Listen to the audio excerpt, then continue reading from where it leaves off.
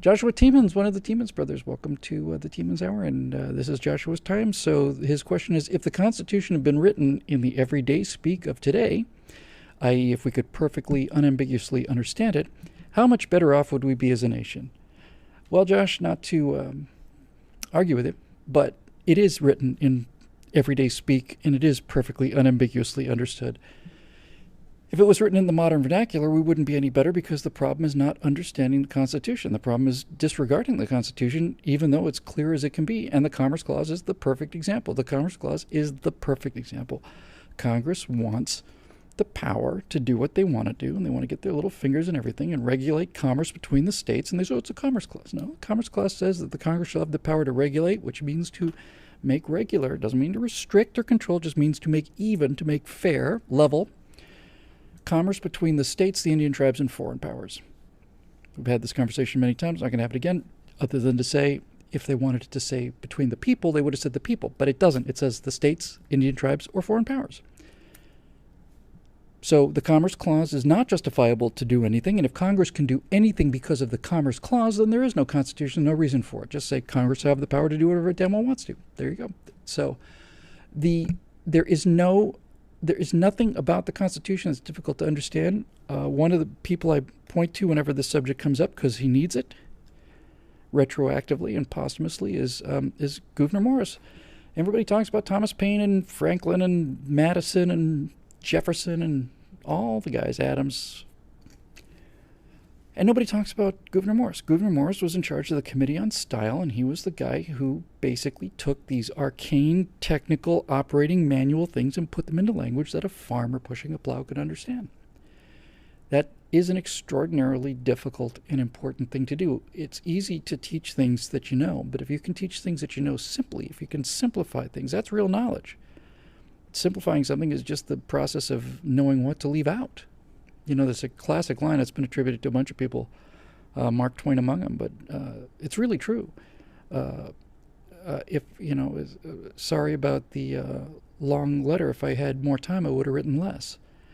It's absolutely true. It's harder to say less than it is to say more, which is why the show rambles on as it does, because I don't have to be concise.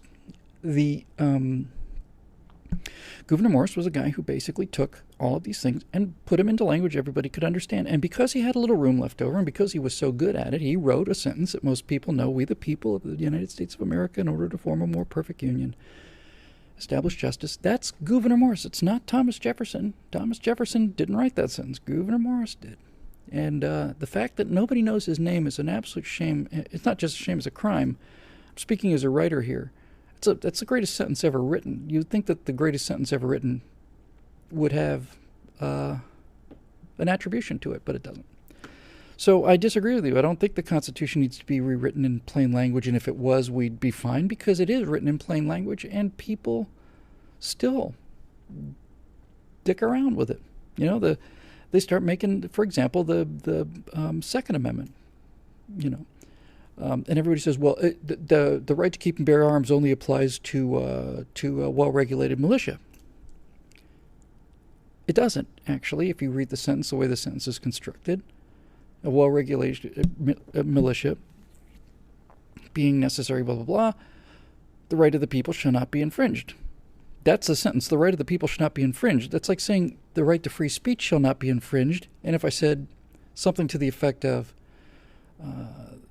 the ability to wear a clown hat at a party being an important part of American life, the right of people to free expression shall not be infringed.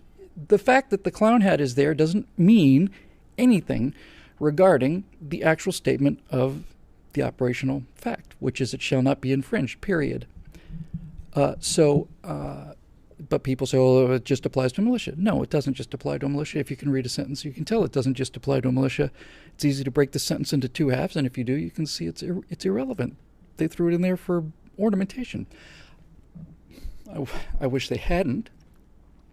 By the way, if you ever run into that argument, the militia argument, you might want to point out to people, this was pointed out to me, and I think it was pointed out to me on a Stratosphere Lounge show, that the definition of a militia is a group of people who bring their own weapons.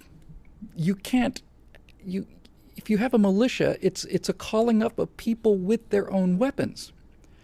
So this is why the argument was so self-evident that they put the militia in there. It says, well, if we ever need to get together a group of people with their own weapons, it's important that the people stay armed. That's basically what the Second Amendment says. So you can't just say, oh, well, that only gives you the right to arm a militia. You don't know what a militia is if you say that. And if you give somebody arms, then they're an army. If somebody brings their own arms, they're a militia. So this whole argument is just absurd on its face. And this is the point I'm trying to make here, Josh. It's not like people can't figure it out. It's they know what it says and they know what it means. They just keep doing it. And they assume that we're not going to pay attention. And they're right. So they get away with it because we let them get away with it. They don't get away with it because it's unclear. It's crystal clear.